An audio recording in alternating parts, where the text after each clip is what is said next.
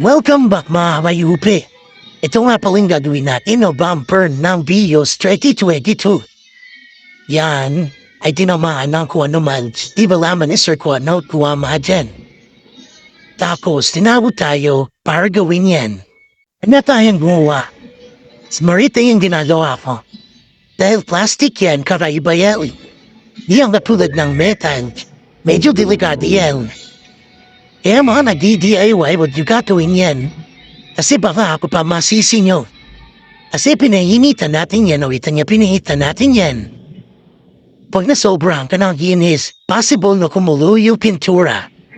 At pagkatapos nun, wala. Repaint din ang huwi mo. Yan, gamit ko pa rin siyempre yung push rod natin.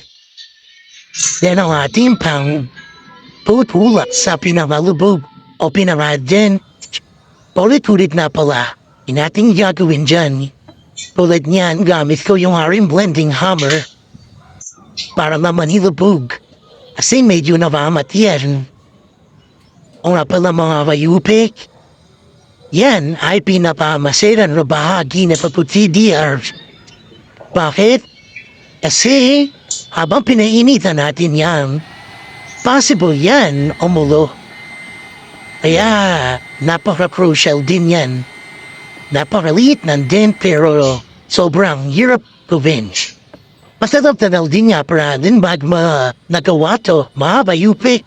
Si tumagal din na almost one magbago natin to na schedule. Tapos, gawa na natin. Siyempre hindi perfect yan. Kasi nga plastic. Sure yan may titira kahit papano, pero hindi na siya gaano visible. Ayan, so alamin na nga pa ng kaiba.